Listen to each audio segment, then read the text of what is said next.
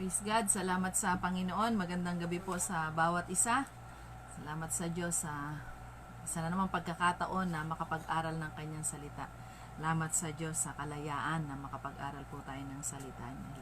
Patuloy na hilingin natin ang pagsama ng ating Diyos. Salamat sa Panginoon.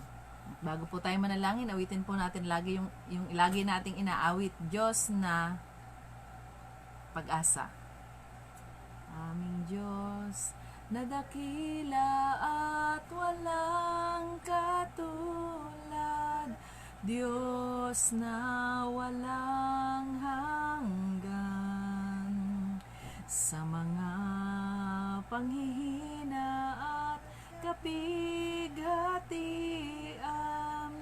Diyos ng kaaliwan, hindi nagkukulang, di bumibigo, Diyos na di nagbabago, isang kaibigang kagapay at matatakbuhan, Diyos na laging nakalaan. Kayo, O Diyos, ang aming pag-asa, sa bawat araw ang aming minanasa, sa aming buhay bibigyang kaluguran, pararangalan ang iyong dakilang pangalan. Aming Diyos na dakila at walang katulad, Diyos na walang hanggan. Hallelujah. Sa mga panghihina at kapighatian, Diyos ng kaaliwan, hindi nagkukulang, di bumibigo, Diyos na di nagbabago, isang kaibigang kagapay at matatakbuhan, Diyos na laging nakalaan. Kayo, O Diyos, ang aming pag-asa, sa bawat araw ang aming ninanasa, sa aming buhay bibigyang kaluguran, pararangalan ang iyong dakilang pangalan. Kayo, O Diyos, ang aming pag-asa, sa bawat araw ang aming ninanasa, sa aming buhay bibigyang kaluguran, pararangalan ang iyong dakilang pangalan, pararangalan ang iyong dakilang pangalan. Hallelujah, hallelujah. Salamat sa inyo. Patuloy kayong maparangalan sa buhay ng bawat isa sa amin, O Diyos, dahil yun ang panalangin namin. Ang maparangalan po kayo sa aming mga buhay. Lord, apart from you, wala kaming magagawa, hindi namin kaya. Kaya nga naman ang hiling namin ang patuloy na pagsama nyo, ang pangunguna ng banal na Espiritu. Kaya ang panalangin po namin, kung may bahid kayo ng kasalanang nakikita sa amin, pakalinisin niyo po kami, siya sa atin at gawing marapat sa inyong harapan. Salamat, Panginoon. Salamat, Panginoon. Napakabuti niyo. Salamat sa pagkakataon na pag-aaral kami ng inyong salita. Dalangin po namin ang patuloy na pangunguna niyo. Bigyan niyo po kami ng espiritu ng kaunawaan sa inyong mga salita at espiritu ng pagtanggap, O Lord God. At patuloy na maisapamuhay namin, Lord, maparangalan kayo at patuloy na makilala namin kayo sa aming mga buhay, O Diyos. Salamat sa gabing ito. Lukuban nyo kami ng inyong banal na dugo. Dalangin ko po sino man ang nakakapanood o nakakarinig, O Lord God. Kayong patuloy na umabot, Panginoon. Kayong patuloy na kumatagpo anumang sitwasyon meron ng inyong mga anak, O Lord God. Kayo ang aming pag-asa. Kayo ang kailangan namin at patuloy na mangalong kami sa inyo, O Lord God. Diyos na makapangyarihan, Diyos na karapat dapat na maparangalan at maging Panginoong patuloy ng aming mga buhay, O Diyos. Salamat sa pagkakataong ito, O Lord God. Binibigay namin sa inyo ang pinakamataas na papuri, pagluwalhati at pasasalamat sa pangalan ni Jesus. Amen. Salamat sa Panginoon. Magandang gabi po, Ninang. Palain po kayo dyan ng Panginoon, Ninong, sa Singapore. God bless po sa inyo dyan. Salamat sa Panginoon. Napakabuti po ng Diyos. Patuloy po tayo sa pag-aaral natin ng kanyang salita. Mag-start po tayong magbasa sa verse 37, kung saan po tayo huminto. Sa 37 ng chapter 6 ng aklat ng Juan. Ang sabi po rito, 6:37, ang lahat ng taong ibinigay sa akin ng Ama ay lalapit sa akin at hinding-hindi ko itataboy ang mga lumalapit sa akin, sapagkat naparito ako mula sa langit, hindi upang gawin ang sarili kong kalooban, kundi ang kalooban ng aking amang nagsugo sa akin.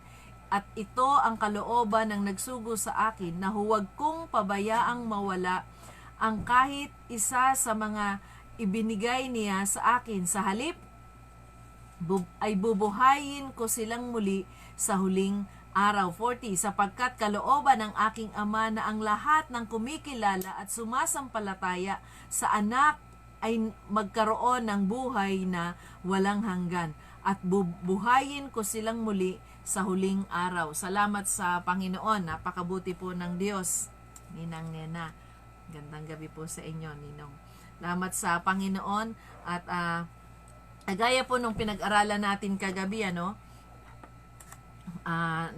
mga huling araw, na ang aklat ng Juan ay isinulat, at ang main goal ng aklat ng Juan ay maniwala ang mga tao, paniwalain ang mga tao, at sino mang bumabasa nito maniwala at tanggapin nila na ang ating Panginoong Hesus ay ang Kristo, ang Mesaya, ang anak ng Diyos na buhay. Kaya yun ang pinaka-main goal ng aklat ng Juan, ang sumampalataya. Kaya mapapansin natin sa bawat kapitulo ng aklat ng Juan ay laging naroon, sumampalataya, manampalataya, maniwala na si Jesus ang Kristo. Sabi ni Juan Bautista, hindi siya karapat-dapat kahit magkalag ng kanyang ng sandalyas ng ating Panginoong Jesus. Kung si Juan Bautista ay dakila sa harapan ng mga tao, ang sabi ni Juan Bautista, higit na dakila yung sumusunod sa kanya, yung susunod na darating sa kanya. At ang tinutukoy niya rito ay ang ating Panginoong Jesus. Kagaya nung pinag-aralan natin kagabi,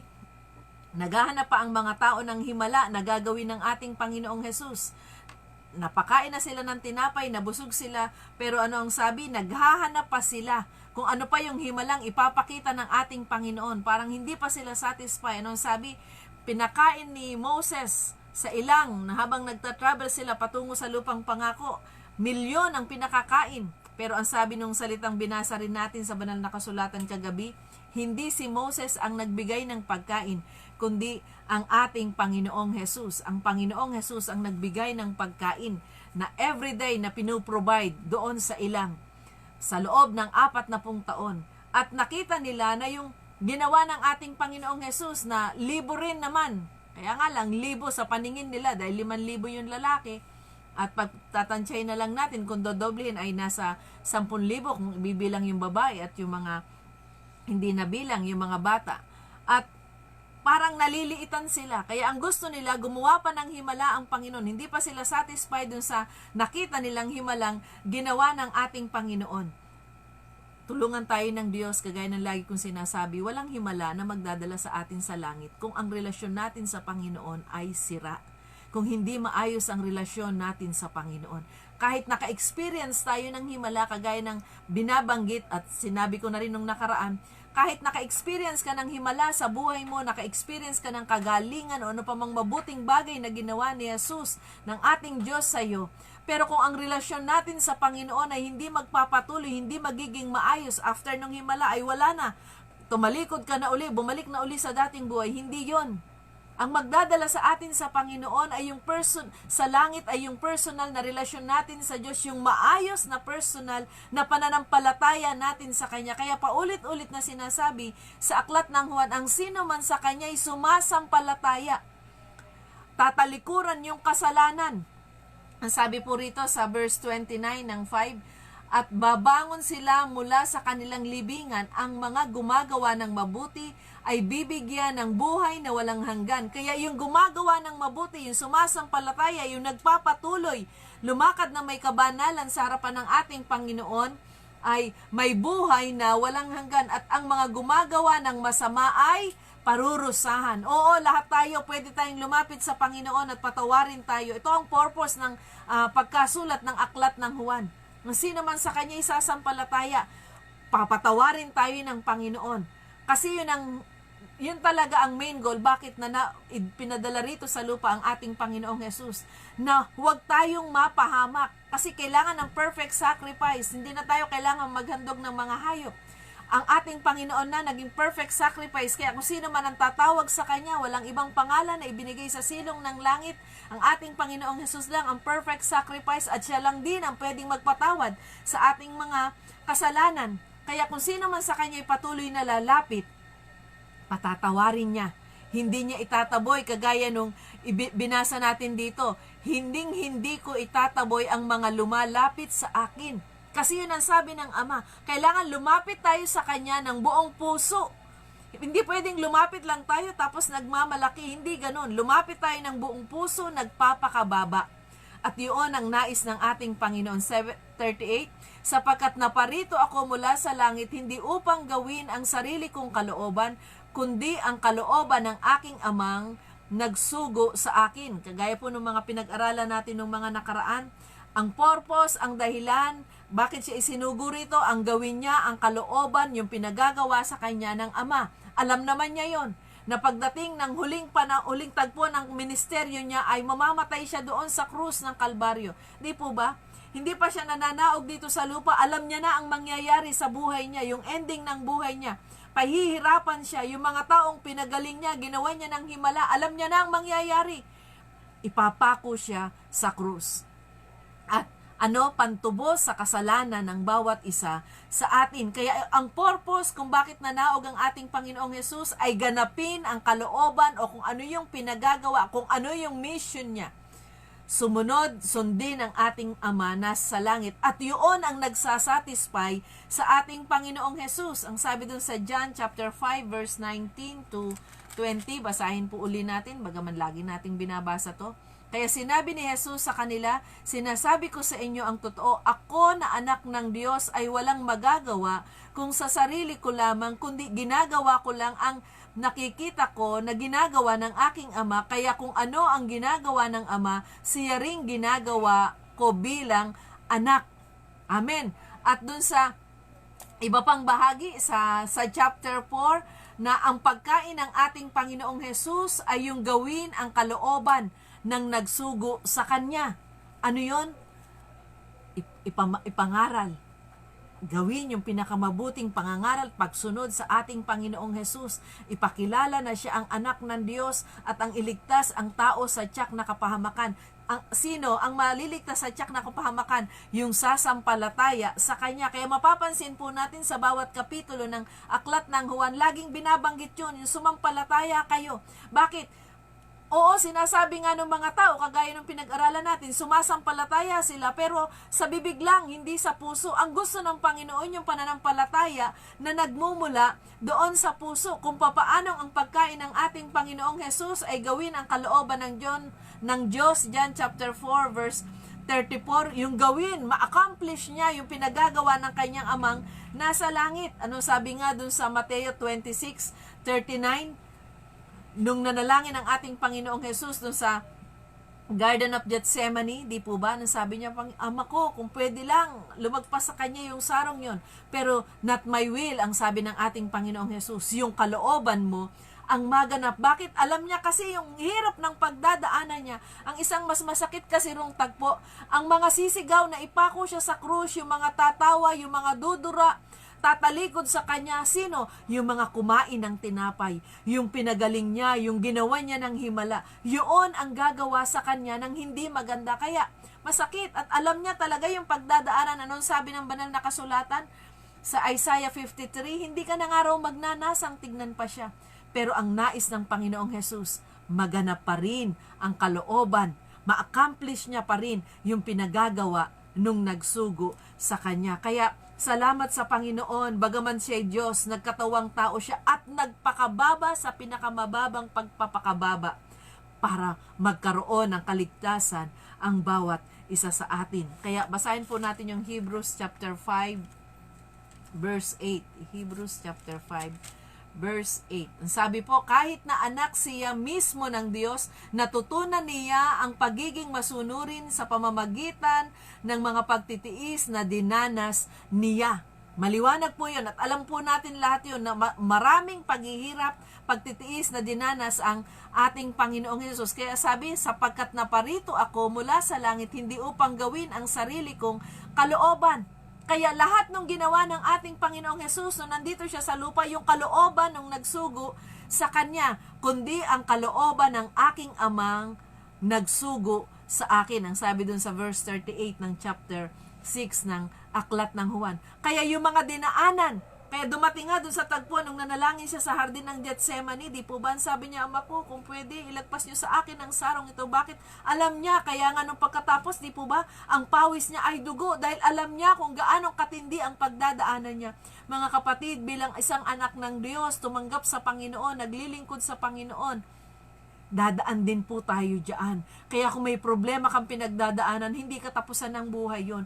Ibig sabihin, pinadadaan ka ng Panginoon kasi gusto kang gamitin ng Diyos patotoo para sa iba. Para kung sino man ang dumaan sa mga dinadaanan mong problema o pagsubok o ano pa man yan, at pinagtagumpay ka ng Panginoon, magiging buhay na patotoo ka para sa iba. Kaya kung mayroon kang dinadanas na problema, lapit lang sa Panginoon, kapit lang sa Panginoon, maniwala ka, itatawid ka ng ating Panginoon. Kasi ang kalooban ng ating Panginoong Hesus, itawid ka, pagtagumpayin ka, at maparangalan siya sa buhay ng bawat isa sa atin. 39, at ito ang kalooban ng nagsugo sa akin na huwag kong pabayaang mawala ang kahit isa sa mga ibinigay niya sa akin. Sa halip, ay bubuhayin ko silang muli sa huling araw. Amen!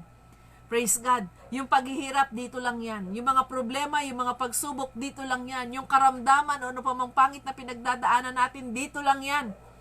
Kagaya ng mga pinag-aralan natin nung nakaraan, lahat ng ginagawa natin, bawat pagluha, bawat sakripisyo natin sa Diyos, padadaanin yan. At kung dalisay, ginto, may reward tayo sa langit na bayan. Merong naghihintay. Kaya, salamat sa ating Panginoong Hesus. Ang isa sa layunin at isa sa nais ng Diyos Ama, wala ni isa mang mawaglit. Kaya nga po dun sa Mateo chapter 18, di po ba, yung the parable of the lost sheep, iniwan niya yung 99 para ano? Para hanapin yung isa. 18:12 ng Mateo. 18:12. Ano sa palagay nyo ang gagawin ng taong may 100 tupa kung mawala ang isa? Hindi ba't iiwan niya ang 99 sa burol at hahanapin ang nawawala? Ganyan po ang ginawa ng ating Panginoong Hesus. Iniwan niya yung kagandahan ng langit. Nagkatawang tao siya, isinilang siya sa pinakamababang uri ng pagkasilang. Wala kasing matinong nanay na magsisilang ng kanyang anak. Naihiga niya sa pagkapakainan ng hayop ang kanyang anak. Kung mahal niya yung anak niya, isisilang yun. Kaya lang pansinin niyo po, nung isinilang ang ating Panginoong Hesus, walang hinandang napakaganda ang Diyos Ama. Napaka-ingranding pagsilang, walang trumpet sounding, at ito na, isisilang na yung tagapagligtas. Hindi nga siya tinanggap eh. Wala ngang tuluyan na tumanggap kay Maria at kay Jose. Kaya doon na lang naihiga sa pasabsaban ang ating Panginoong Hesus. Iniwan niya yung langit, napakaganda yung trono. Bakit? para abutin ng bawat isa sa atin na magkaroon tayo ng kaligtasan, na sino mang sa Kanya isasampalataya. Dahil dun sa krus ng Kalbaryo, malaya na tayong makakalapit sa Kanya, hingi tayo ng tawad, buong pusong lalapit sa Kanya at sasampalataya, makakareceive tayo ng kapatawaran. Kaya ano naman ang sabi ng Panginoon? Ngayong tumanggap ka na, o kung hindi ka pa tumatanggap sa Panginoon bilang personal na tagapagligtas, tanggapin mo siya sa iyong puso, paghariin mo siya, sabihin mo maging Panginoon at sarili kong tagapagligtas, at talikuran na ang kasalanan. Kasi hindi pwedeng tinanggap natin ng Panginoon at magpatuloy tayo sa kasalanan. Oo, bubuhayin nga lahat ng sumampalataya sa Kanya. Pero anong sabi ng Hebrews 10:26, binasa na rin po natin to noong mga nakaraan, ang sabi, sapagkat kung sasadyain pa nating magpatuloy sa paggawa ng kasalanan pagkatapos nating malaman ang katotohanan, wala nang handog na maiaalay pa para mapatawad ang mga kasalanan natin. Kaya ibig sabihin, kapag humingi na tayo ng tawad sa Panginoon o anumang kasalanan ang hiningi natin ng tawad sa Panginoon, kailangan huwag na nating gawin pa ito, huwag na tayong magpatuloy pa sa paggawa ng kasalanan. Yun ang sabi ng kasulatan, huwag nang magpatuloy pa pagkatapos nating malaman ang katotohanan, kundi magpatuloy tayong lumakad ng may kabanalan sa Kanyang harapan, sa biyaya ng ating Panginoong Jesus. Oo, hindi natin magagawa sa sarili natin, pero nandyan ang banal na Espiritu. Imposible na magkasala ka kung ang banal na Espiritu ay buhay na buhay sa'yo. Kaya nga naman, nung umakyat ang Panginoon sa langit, co-equal in power niya ang ipinadala ng Ama at iniling ng ating Panginoong Jesus, ang banal na Espiritu. Kaya kung ano yung magagawa ng ating Panginoong Jesus, kayang gawin ng banal na Espiritu. Kaya tayong huwag magkasala kung tayo ay patuloy na lalapit sa ating Panginoong Jesus. Kaya ano ang sabi? Doon sa binasa natin kanina, 5:29, at babangon silang mula sa kanilang libingan. Ang mga gumawa ng mabuti ay bibigyan ng buhay na walang hanggan, at ang mga gumawa ng masama ay paparusahan.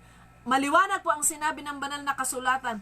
Ayaw ng Ama na may mawaglit, ayaw ng Ama na may mapahamak. Anong sabi? Huwag pabayaang mawala kahit isa sa mga ibinigay sa akin. Sa halip ay bubuhayin ko silang muli sa huling araw. Ang sabi ng verse 39, oo, bubuhayin muli. Kaya lang may paglalagyan ng bawat isa. Kung ikaw ay nagpatuloy sa kasalanan, parurusahan, ang sabi ng banal na kasulatan.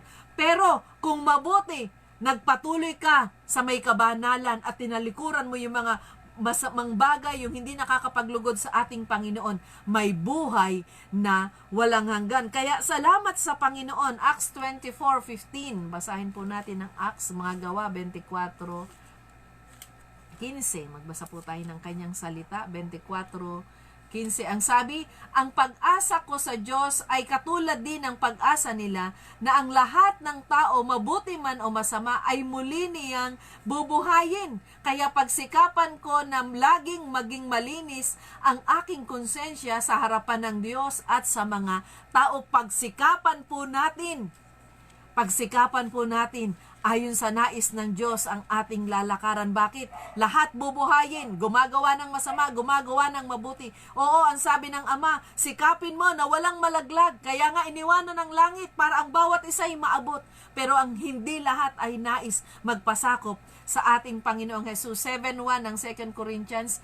Mga minamahal, dahil sa ipinangako ng Diyos sa atin, linisin natin ang ating sarili sa anumang bagay na nagpaparumi sa ating katawan at espiritu, at sikapin nating mamuhay ng banal at may takot sa Kanya. Amen. Maliwanag po yun. Oo, ang nais ng Ama, dalhin lahat tayo sa langit, buhayin tayong lahat sa huling panahon, pagdating ng araw, magkaroon tayo ng buhay na walang hanggan. Pero sinasabi rin ng banal na kasulatan, kung magpapatuloy sa kasalanan, kaparusahan ang kakamti ng mga taong ito. Pero yung mabuti at nagpatuloy sa kabanalan at nagsikap lumakad ng ayon sa nais ng Panginoon, may buhay na walang hanggan. Kaya salamat sa Panginoon, ang Diyos po natin ay mabuti. Kaya ano ang sabi? Huwag na tayong magpatuloy sa paggawa ng kasalanan. Amen. 1 John 3. Basahin po natin. 1 John 3. Magbasa po tayo ng maraming salita ng Diyos. Kung sinasabi nating 1 1 John 3:6, kung sinasabi nating may pakikiisa tayo sa Kanya, ngunit namumuhay naman tayo sa kadiliman, nagsisinungaling tayo at hindi namumuhay ng ayon sa katotohanan. Amen. Kaya ano ang dapat natin gawin? Sabi dun sa 8, basahin din po natin, kung sinasabi natin wala tayong kasalanan, dinadaya natin ang ating sarili at wala sa atin ang katotohanan. 9, ngunit kung ipagtatapat natin sa Diyos ang ating mga kasalanan, maaasahan nating patatawarin niya ang ating mga kasalanan at lilinisin tayo sa lahat ng uri ng kasamaan dahil matuwid siya. Amen. Kaya hindi pwedeng anak ka ng Diyos, humingi ka na ng tawad, sasabihin mo, namumuhay ako sa kabanalan, pero nagpapatuloy ka sa kasalanan. Ano ang sabi? Kasinungalingan. Ayan po ang nakasulat dito. Ginagawa nating nagsisinungaling tayo at hindi tayo namumuhay ng ayon sa katotohanan. Kaya, totoo ang sinasabi ng banal na kasulatan. Mahal tayo ng Diyos, kaya nga ipinadala ang Diyos Anak, ang ating Panginoong Hesus, para maging perfect sacrifice. Namatay siya dun sa krus ng Kalbaryo para sa bawat isa sa atin. Ayaw niyang mawaglit ang bawat isa sa atin. Ang gusto niya, makasama niya tayo doon sa langit na bayan. Bakit tayong special masterpiece ng Diyos Di po ba? Lahat ng nilikha niya sa pamamagitan lang ng salita. Pero nung ginawa ang tao, nadumhan ang kanyang kamay. At yung hininga niya ay ibinigay sa bawat isa sa atin. Ganon tayo kamahal ng Diyos. Kaya anong sabi? Ayaw niyang may mawaglit bawat isa. Kaya nga naman, ang ating Panginoong Hesus ay namatay doon sa krus ng Kalbaryo para ang sino man sa Kanya ay lumapit, humingi ng tawad, patatawarin kagaya nung binasa natin. Tuloy po tayo. Pero kung magpapatuloy sa kasalanan, anong sabi ng 5:29? Ang masama ay parurusahan. Kaya laging sinasabi, sumampalataya, mamuhay ng may kabanalan, talikuran ng kasalanan. Kasi kung tinanggap natin ang Panginoon na nagpapatuloy sa kasalanan, anong sabi? Nagsisinungaling. At ano ang sabi? Wala nang kapatawaran pa. Kaya tulungan tayo ng ating Panginoong Hesus. Wag na tayong magkasala. Paulit-ulit na sinasabi, ano man yung inihingi natin ng tawad, talikuran na natin. Wag na nating balikan. 40. Punta na po tayo sa 40. Sapagkat ang kalooban ng aking Ama na ang lahat ay kumilala at sumampalataya sa Anak ay magkakaroon ng buhay na walang hanggan at bubuhayin ko silang muli sa huling araw. Maliwanag po yun. Ang kalooban ng Ama, ang lahat ay kumilala at sumampalataya sa Anak. Sino yung Anak? Ang ating Panginoong Hesus. Kumilala at sumampalataya sa Anak ay magkakaroon ng buhay na walang hanggan. Maliwanag po yun. Kaya ang tama yung sabi ng Mateo 7:21, hindi lahat ng tumatawag sa akin ng Panginoon, Panginoon ay makakarating doon sa langit, kundi yung gumaganap lamang ng kalooban ng Ama. Kaya hindi sapat na kilala natin si Jesus, hindi sapat na tumawag tayo sa Kanya, kailangan nagpapatuloy tayo. Sin no more, hindi na nagpapatuloy sa kasalanan. Kaya anong sabi? Yung kumikilala at sumasampalataya sa Anak ay magkakaroon ng buhay na walang hanggan at bubuhayin ko silang muli sa huling araw. Kaya mga kapatid, magpatuloy po tayo. Walang halaga ang nakarinig tayo ng salita ng Diyos pero hindi natin ipinamuhay. Anong halaga nung na-bless ka, naiyak ka pa, at naramdaman mo pa ng presensya ng Panginoon habang nakikinig ka ng salita, at pagkatapos mo namang makinig, sinantabi mo, binaliwala mo. Walang halaga yon. Ang tinitingnan ng Panginoon ay yung nagpapatuloy, yung sumasampalataya, kumikilala, at ginagawa yung kalooban ng Diyos. Yun ang bubuhayin na bibigyan ng buhay na walang hanggan. Lahat mo bubuhayin sa huling panahon. Pero ano ang sabi? Ang mabuti ay may buhay na walang hanggan, yung sumasampalataya at hindi na lumalakad sa kasalanan. Pero yung gumagawa pa ng masama, nagpapatuloy pa sa kasalanan, ano ang sasapitin niya? May buhay nga. Buhay na walang hanggan pero kapahamakan, kaparusahan doon sa impyernong sinasabi. Kaya salamat sa Panginoon. Bakit pa ulit-ulit na sinasabi to sa aklat ng Juan? Kasi kagaya nung napag-aralan na po natin, marami nang ginawang himala ang ating Panginoong Hesus, pero hindi pa rin sila naniniwala, sa bibig lang. At itong tagpong ito, nung nagsasalita ang ating Panginoong Hesus, katatapos lang pakain ng maraming tao. Kaya lang, parang naliliitan sila dun sa himalang ginawa ng ating Panginoong Jesus. Kasi ano ang sabi? Doon sa Exodus, si Moses, milyon ang pinakain niya. Samantalang ang ating Panginoong Jesus, ilan lang yung ginawa niya? 1,000 lang. Kaya parang maliit kumpara doon sa himalang ginawa ng ating Panginoon sa pamamagitan kay Moses. Pero ang sabi ni Moses doon sa binasa natin, hindi ako ang nagpakain niyan. Ang Panginoon ang nagbigay ng pagkain niya, pagkain mula sa langit. Kaya salamat sa Panginoon.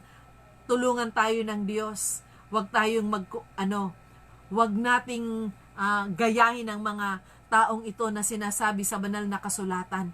Kundi maniwala tayo na si Jesus ay ang tagapagligtas. Siya lang ang may kakayanan. Siya lang ang daan, ang katotohanan at ang buhay. Walang makakarating sa Ama kung hindi dadaan sa Panginoon. Kung hindi mo kikilanlin ang Panginoon, hindi ka hihingi ng tawad.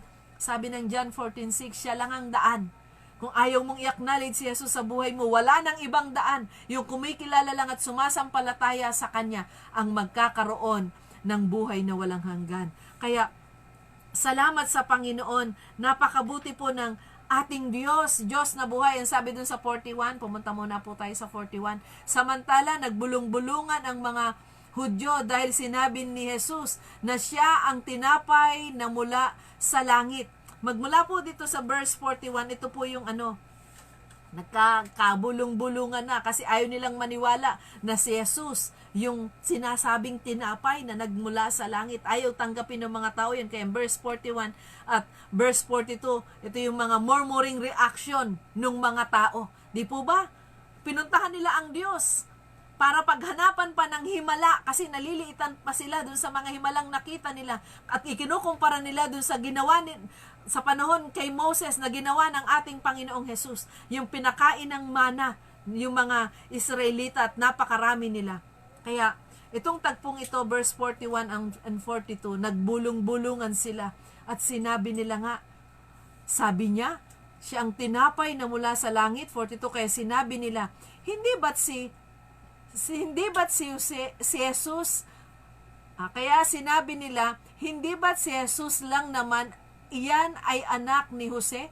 Bakit sinasabi niyang bumaba siya mula sa langit samantalang kilala natin ang mga magulang niya? Di po ba totoo naman? Kasi ang nakilala nilang magulang ng ating Panginoong Hesus dito sa lupa ay si Maria at si Jose. Sila yung ginamit. Pero walang connection sa kanila. Walang connection. Diniliber ng banal na Espiritu ang ating Panginoong Hesus doon sa sinapupunan ni Maria. Kaya salamat sa Panginoon. Kaya dito matatagpuan na sinasabi, yung pinagdidiskusyonan, siya raw yung tinapay na nagmula sa langit. Hindi matanggap yon ng mga tao, ng mga Israelita, ng mga Hudyo. Kaya nakakalungkot po. Kaya paulit-ulit sinasabi ng ating Panginoong Hesus, sino man sa Kanya'y sumampalataya. Hindi dun sa himala, hindi dun sa napakain at nabusog. Kailangan sumampalataya. Kung ikaw ay pinagaling na at nakilala mo na ang Panginoon bilang personal na tagapagligtas, kapatid, magpatuloy ka. Kung ginawan ka ng himala ng Panginoon, maging dahilan yan para wag kang bumitiw sa Panginoon. Kung itinawid ka ng Diyos sa problema nung nakaraan, inuulit ko, wag maging dahilan yan pag may problema ka ngayon para tumalikod ka sa Diyos. Kundi lalo kang lumapit sa ating Panginoong Hesus. Ano ang sabi ng mga Israelita, kagaya ng sinasabi ko, 40 years na kumain sila ng mana, everyday yon. Kumakain sila ng mana, pinupulot lang nila. Ilang milyon ang kumakain yon. At nakita nila gumawa rin ng himala ang Panginoon. Nagpira-piraso siya ng tinapay, kaya lang 1,000 lang. Naliliitan sila, mas marami pa yung ginawa ni Moses sa panahon ni Moses. Kaya nakakalungkot po sa tagpong ito. Para bang ikinukumpara nila yung ginawa sa panahon ni Moses at sa ating Panginoong Yesus. Samantalang yung kinain ng mga Israelita sa panahon ni Moses, ang Diyos din naman ang may gawa nun. At ito, kaharap nila, kaya nga lang ayaw nilang tanggapin. Kaya ano ang sabi? Sila nagkakagulo. Nagkakaroon sila ng argumento at nagkakaroon sila ng bulong-bulungan. Ayaw nilang tanggapin ang pagiging Diyos at bilang sugo ng Diyos ang ating Panginoong Hesus. Kaya salamat sa Panginoon, mga kapatid. Lumapit po tayo sa Panginoon. Ang Diyos po natin ay mabuti. Huwag tayong mapagaya dito sa mga taong ito na paulit-ulit nakakakita sila ng himala pero ayaw nilang manampalataya sa ating Panginoong Yesus at pinagpipilitan pa nila, karpintero lang ang tatay niyan, taga Nazaret lang yan. At ang tagapagligtas ay manggagaling sa Judea. Kaya nire-reject nila ang ating Panginoong Hesus. Ayaw nilang paniwalaan ang ating Panginoong Hesus. At ayaw nilang paniwalaan at ayaw nilang tanggapin. At ito ang dahilan bakit nagnasa sila at nagsikap silang ipapatay ang ating Panginoong Hesus. Yung pagkiklaim at pagdedeclare ng ating Panginoong Hesus na siya ay anak ng Diyos. Hindi nila matotolerate ang mensaheng ito at hindi nila pwedeng tanggapin ito na kahit gumawa pa siya ng himala, kahit may lumpo pang gumaling, hindi nila pwedeng tanggapin na ang isang taga-Galilea ang magiging tagapagligtas. Kaya nakakalungkot sa tagpong ito. Kaya sinabi dun sa John chapter 4 verse 44, basahin po natin bago tayo manalangin. Anong sabi? Si Jesus mismo ang nagsabi na ang isang propeta ay hindi iginagalang sa sarili niyang bayan. Bakit? Kasi hindi siya tinanggap sa sarili niya mismong bayan. Kaya ito ang dahilan na ayaw tanggapin ng mga Israelita o ng mga taong ito ang ating Panginoong Yesus. Kasi ang akala nila, taga Galilea talaga siya, isinilang siya sa Galilea. Nagkamali sila, hindi nila nasubaybayan yung prophecy at hindi nila nakita kung saan ang galing talaga ang ating Panginoong Yesus. Kaya ang nakakalungkot, hindi nila matanggap. Kaya nilang tanggapin yung himalang ginawa ng Panginoon. Kaya nilang tanggapin na gumagawa siya ng maraming tinapay, napakain sila at nabusog sila.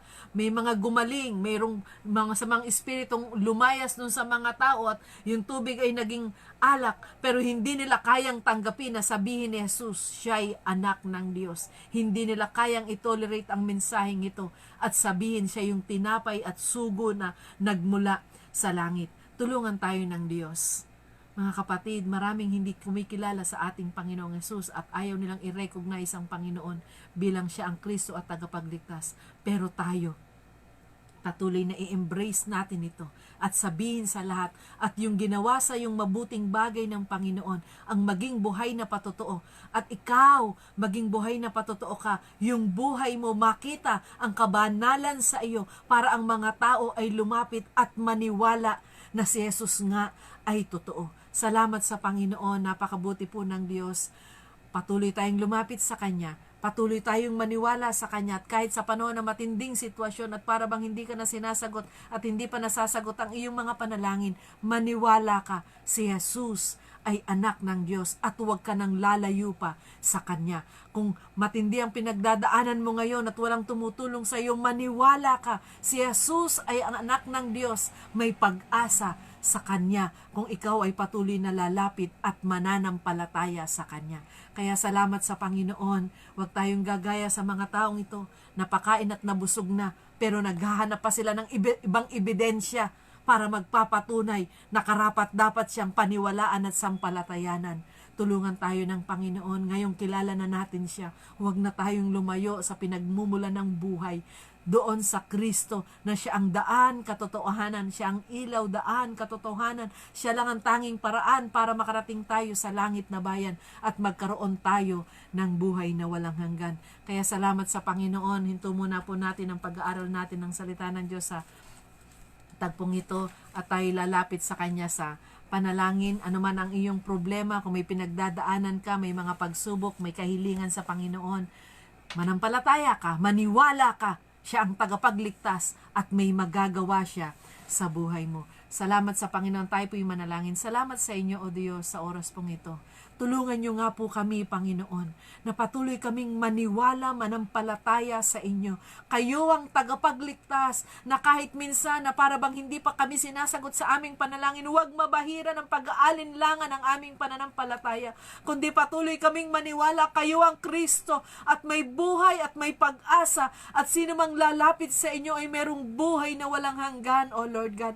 Tulungan nyo kami, sino man yung nakakapanood, O Lord God, ng live na ito, Panginoon, na hindi pa nakakakilala sa Diyos. Tanggapin mo siya bilang Panginoon at sariling tagapagligtas at lumakad ka ng may kabanalan sa kanyang harapan. At salamat sa Panginoon, tayo na nakakilala na sa kanya, magpatuloy tayong lumapit, magpatuloy tayong manampalataya, magpatuloy tayo na magbigay kaluguran sa kanyang banal na pangalan. Salamat sa inyo, Panginoon, sa oras na ito. Taas po namin si Mina Rendal, O Lord God, kayong higit na nakakaalam ng sitwasyon ng kanyang katawan, nararamdaman sa kanyang katawan, O Lord God. Abutin nyo nga po siya ng inyong sa oras na ito, saan man siya naroroon, hawakan niyo po siya, O Lord God. Tinataas namin siya, ang kagalingan ay dumaloy sa kanya. Nire-rebuke namin ang pagpapantal sa kanyang buong katawan, ang pamamaga ng kanyang paa. Sa pangalan ni Jesus, sa pangalan ni Jesus, kayo ang aming Diyos, Diyos na makapangyarihan sa lahat. Taas po namin sa inyo ang Pastor Pedro Gondraneos, Panginoon, sa masakit na katawan, dibdib at ulo, O Lord. Salamat sa inyo. Maraming panahon at napatunayan na namin kayo'y nagpapagaling, Panginoon, at pinagaling nyo kami. Taas namin ang Pastor Pedro, O Lord, sa oras na ito. Kayong patuloy na kumilos sa kanya. Nire-rebuke namin ang masakit na pangangatawan, ulo, O Lord God, masakman pakiramdam sa dibdib, sa pangalan ni Jesus. At sino pa mang may karamdaman, O Lord God, Sister Patty Gondraneos, Panginoon, abutin niyo siya ng inyong mapagpalang kamay sa ospital. Kayo ang patuloy na kumilos sa kanya. Hipuin niyo po siya, Panginoon. Hipuin niyo ang mga kapatid na ito na nasa hospital, O Lord God, na humihingi ng panalangin. Rosalito Huelba, Panginoon, sa pangalan ni Jesus, ang kagalingan ay dinideklara namin sa oras na ito.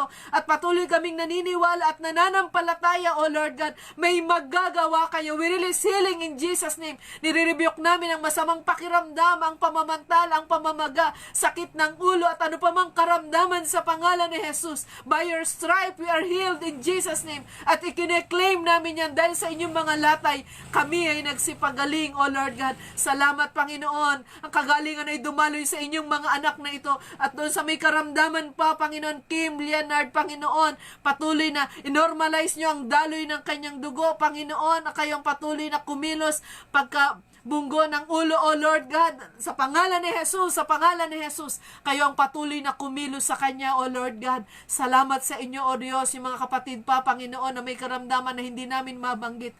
Lord, salamat, Panginoon. May pag-asa sa inyo, Panginoon. May pag-asa sa inyo, may kagalingan sa inyo, O Lord God, dahil mabuti kayong Diyos. Kaaliwan nyo, Panginoon, ang katatagan, ang kalakasan, ang kagalingan, Panginoon. At sino mang nalulumbay, nawawala ng pag-asa, O Lord God, nire-rebuke namin ang kawalan ng pananampalataya sa pangalan ni Jesus. Kawalan ng pag-asa, kahinaan ng loob sa pangalan ni Jesus. Kundi ang kagalingan ay dumaloy, O Lord God, sa inyong mga anak. At patuloy na gamitin niyo sila, Panginoon. Ang Pastor Cesar, O Lord God. Ang Nangni, O Lord God. Hallelujah. Salamat sa katapatan niyo, Panginoon. Ate Perla, O Lord God. Si Lola, O Lord, patuloy kayong kumilos. Patuloy na abutin niyo po sila ng inyong mapagpalang kamay. Patuloy na kagalingan kay Ate Daisy, Panginoon. Salamat, O Lord God. Taas po namin ang Pastora Never, O Lord God, para sa kanilang bisa. Alam namin na hawak niyo, Panginoon, ang kanilang paglilingkod. At alam niyo ang plano, Panginoon. At mananangan kami, Panginoon, sa sagot, O Lord God. Kayong dakila, Panginoon, kayo'y tapat at kayo'y mabuti at ang pag-asa namin ay nasa iyo. Kaya patuloy kaming manganganlong po sa inyo. Salamat po sa inyo, O Diyos. Tulungan niyo po kami. Patuloy kaming maniwala. Patuloy kaming manampalataya sa inyo, O Lord God. Nasa inyo ang buhay. Kayo ang pag-asa. Kayo ang may mensahe ng buhay na walang hanggan. Butin niyo po ang inyong mga anak. Tas ko po, Panginoon, ang Doro Page, banner ng Doro Page, Panginoon, sa pangunguna ng Pastor Joseph, O Lord God, mga pastor, mga district supervisor. Lord, alam niyo mga panalangin ng inyong mga anak, yung mga pastor, O Lord God. Kayo patuloy na kumilos. Abutin niyo po sila ng inyong mga pagpapagpalang kamay, Panginoon, yung mga nasa kabundukan, nasa kapatagan, mga nasa abroad, nasa syudad, O Lord, dito sa Pilipinas, Lord, abutin niyo ang inyong mga anak, O Lord God, yung pumunta sa ibang bansa para magtrabaho, pero nagpagamit, naghahayag ng ibanghelyo, Lord, samahan niyo po sila, Panginoon. Ang patuloy na pagsama niyo ay dumaloy sa kanila. Lulukuban po namin sila ng inyong banal na dugo, O Lord God. Salamat sa katapatan niyo. Taas namin ang Foundation Day, O Lord God, for 40 years, mahigit na 40 years, O Lord God, nananatili kayong tapat at patuloy kayong magtatapat sa inyong mga anak, O Lord God. Taas namin ang Bible School, O Lord God. Salamat, Panginoon, na kahit sa hindi magandang sitwasyon, nakapagpapatuloy ito, totoo sa kamay nyo, pag kayo in control, O Lord God, walang magagawa ang kaaway. Kaya salamat sa inyo, Panginoon. Patuloy, O Lord God, gagawa kami dahil alam namin, kasama namin kayo. Tulungan nyo lamang po kami at hayaan nyo, O Diyos, patuloy kaming manganlong sa inyo, Panginoon. Salamat sa inyo, O Diyos. Pagpalain nyo ang inyong mga anak na nakinig, O Lord God, at patuloy kaming kumuha ng kalakasan sa inyo at patuloy kaming manganlong sa inyo. At ang kagalingan, ang kapayapaan, ang kalakasang pisikal, ganun din katatagang espiritual, Panginoon, ay kamtin ng bawat isa. Salamat po sa inyo. Pinagpapala po namin ng anniversary, Panginoon, ng Tondo. Itinataas po namin sa inyo. Kayong patuloy na magpalat, patuloy na kumilos, O Lord God. Ganun din sa anniversary ng Anan, O Lord God. Taas namin ang revival sa linggo, Panginoon. Ang revival sa Anan sa Sabado, O Lord God. Friday, O Lord. Kayong patuloy na kumilos, O Lord God. Ang mga gawain sa iba't ibang bansa. Salamat po sa inyo, O Diyos. Taas ko si Ezekiel, Panginoon, Langga. Patuloy na kumilos kayo sa kabataang ito, Panginoon. Alam niyo ang panalangin ng kanyang puso. Kayo ang patuloy na umabot kasama ng kanyang buong pamilya. Salamat po sa inyo, Ama, sa pangalan ni Jesus. Amen. Salamat sa Panginoon. Patuloy tayong maniwala. Mabuti ang Diyos. Mabuti ang Diyos. Nasa Kanya ang ating pag-asa. Rebukin natin anumang patibong ng kaaway, anumang ginagawa ng kaaway at panliling lang. Ang pag-asa natin ay Diyos. Siya ang may hawak ng ating buhay at patuloy tayong manganganlong sa Kanya. Nandyan po sa comment yung mga address po natin sa gawain sa ibang bansa. Patuloy, kung meron po kayong mga kamag-anak, mahal sa buhay, kontakin nyo lamang po sila. Meron gawain sa Korea, sa Paris, sa Italy, sa Egypt. Meron din po tayo sa Kuwait, sa Qatar, sa Hong Kong. Salamat sa Panginoon at sa iba pang bansa. Pagpatuloy na pagpalain tayo ng Panginoon. Maparangalan ng Diyos sa buhay ng bawat isa sa atin. Ngayon po ay Friday. Magkita-kita po tayo sa Lunes. May revival po tayo ng Sunday. Sunday, Monday, Tuesday, alas 4 po ng hapon, Philippine time. Salamat sa Panginoon. Anniversary po ng Tondo sa Sunday. Ganon din po ang Anan. Salamat sa Panginoon. Kaisa po tayo sa panalangin dahil ang Diyos natin ay Diyos na mabuti. Sama-sama tayong itatawid ng Panginoon. Magandang gabi po sa bawat isa. See you on Monday. God bless you all.